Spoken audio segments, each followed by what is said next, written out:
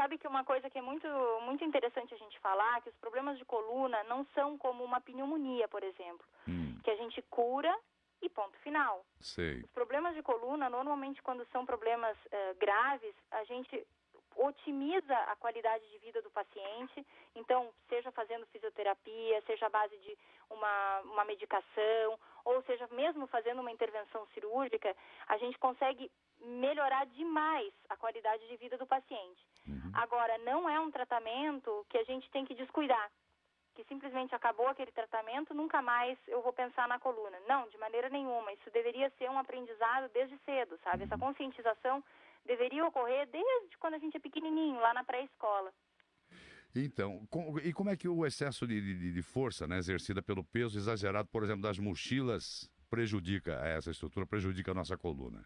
Bom, acho que a gente tem que ter em mente, assim, os dois tipos de mochila, né? Aquela mochila convencional, que são aquela com duas alças. Sei. São aquelas com duas alças, e as mochilas com rodinhas. Sei. As mochilas com alças, o que elas podem fazer?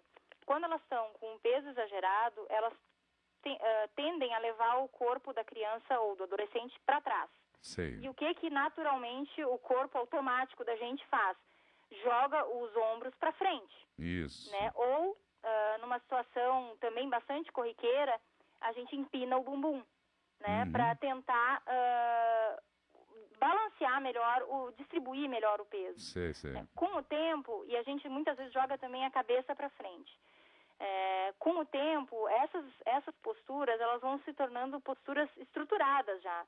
Né? Então, não é mais aquela postura que tu assume enquanto tu tá usando a mochila e depois, quando tu já dispensou o uso da mochila, tu volta ao normal. Não, continua assim. Oi? Continua assim. Tira a mochila, mas continua com aquela postura. Exatamente. E aí é que mora o perigo. Quando a gente atinge esse estágio, aí a intervenção tem que ser rápida, porque senão a progressão, a evolução de uma doença na coluna é muito rápida, principalmente se a gente considerar que nós estamos falando da puberdade, né? Sei. Bom, esse tipo de postura aí, com relação à mochila, desse tipo de mochila principalmente, que a senhora falou agora, que é a mochila com alça, né?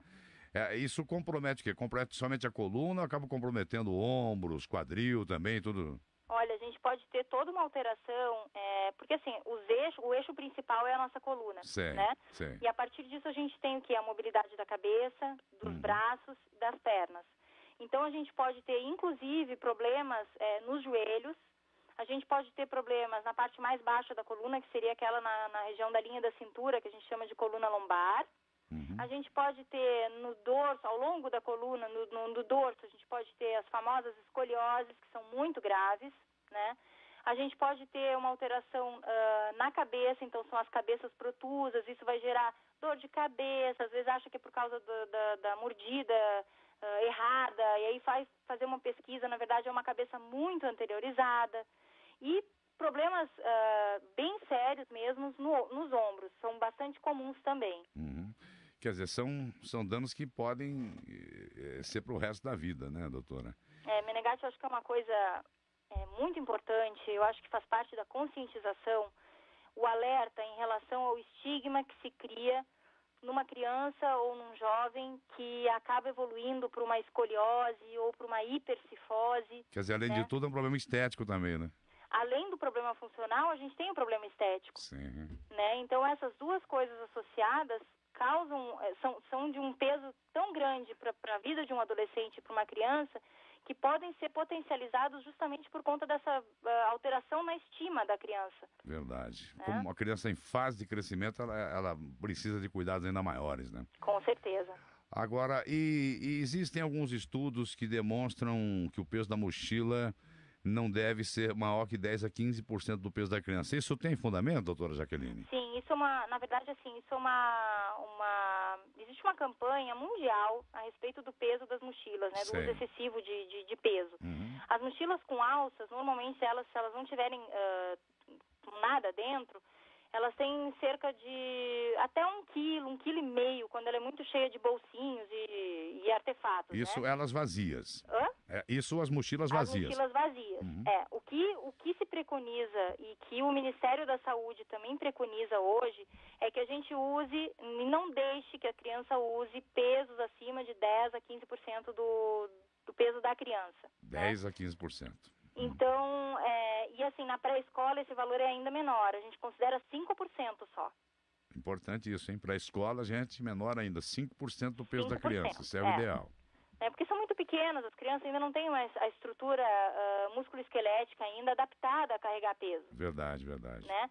E um outro fator importante é que, assim, se a gente comparar com as mochilas de rodinha, a gente tem um problema ainda maior, porque as mochilas de rodinha, por terem ferragens, elas acabam já naturalmente tendo um peso maior. Verdade. Né? Claro que o ideal é tu poder rolar essa mochila de uma maneira tranquila, só que o que é preconizado, então? Que a criança tenha uma postura de frente, que ela consiga ficar exatamente de frente pro alvo dela, né, para onde ela quer chegar. Então, atenção, algumas atenção, só estou chamando a atenção do ouvinte, porque são algumas dicas importantes que a doutora Jaqueline está passando agora, para o uso correto das mochilas de rodinhas. Não é? Isso.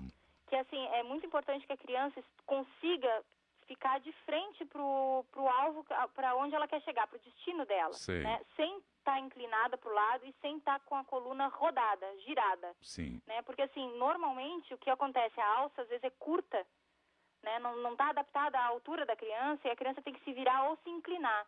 E, assim, todos esses giros, na verdade, eles não são muito bem tolerados pela coluna da gente.